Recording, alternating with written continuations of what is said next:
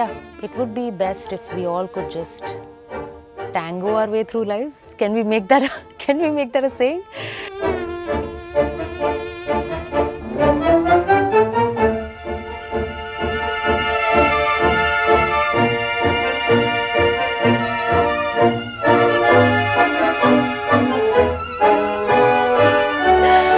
Okay.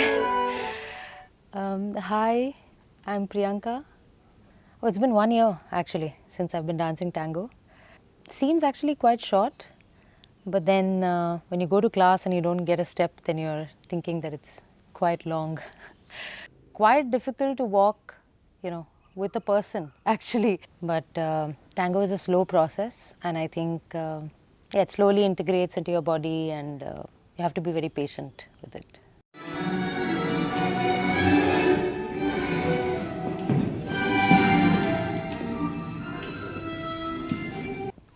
With tango, actually, I feel like I have picked up a new language. Um, it's like speaking without words with someone and with different people at the same time. So you actually really learn how to recognize subtleties, expression of people. In fact, from time to time, I wonder how tango would look if we danced it to, Carnatic classical music. Because even tango is orchestral and it has those multiple layers and very complex rhythmic schemes. So it could be an interesting mashup, maybe. Yeah, I think we can explore tango with jazz and blues, of course.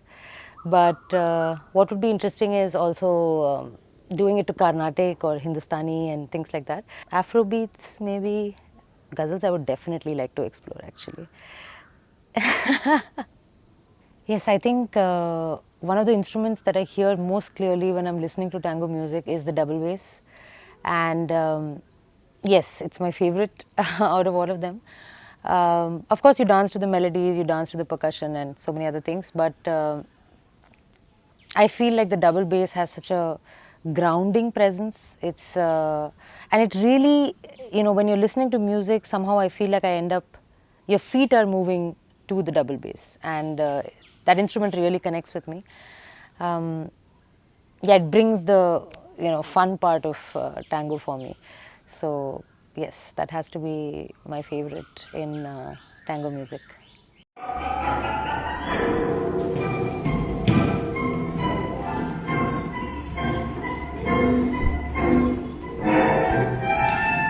That's what I find very nice about Orville tango and the teaching style over here.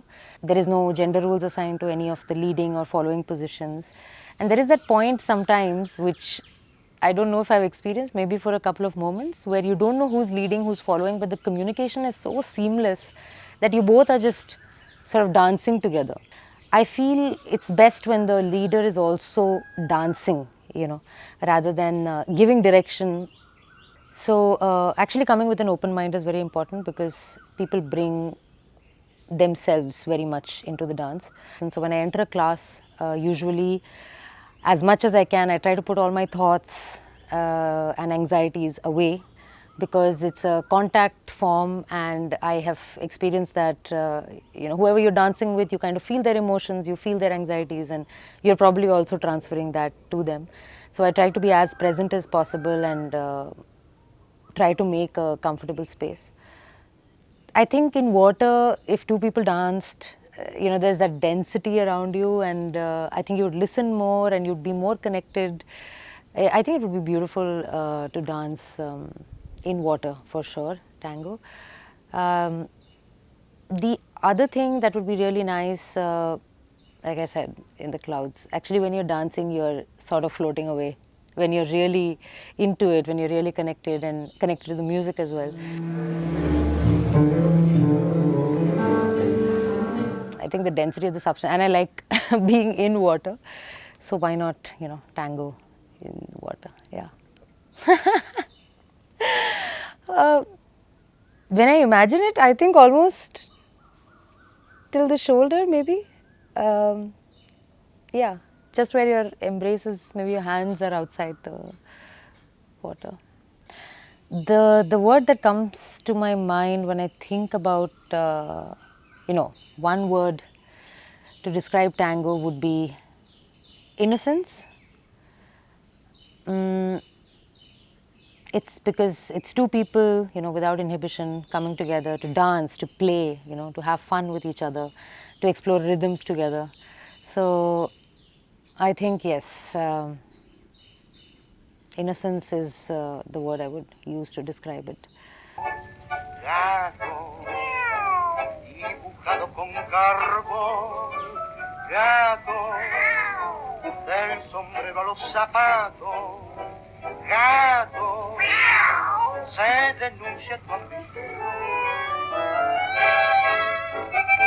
Tango that I actually enjoy doing is, where you make a lot of mistakes, like try doing 5 beats or 7 beats or 7 steps within that 4 beat cycle. Make a mistake, step over each other's feet, have a little laugh, and like really go full on. Uh, Play with each other, have a little bit of naughtiness, and also what could be nice is bringing different emotions, like exploring sadness, exploring joy and everything, like very physically, and bringing that into the dance. So that's how I like doing it, basically. A very crazy moment. So I think last year during the monsoon event, um, I reconnected with two people that I hadn't seen for almost 15 years. Incredible, like it was, I was very surprised that I'm meeting a friend after so long and doing tango with her. So it's been 1 year in Auroville and it's been absolutely great. So I came with some intentions. I wanted some kind of personal growth, some kind of exploration, and Auroville has, facilitated that quite beautifully.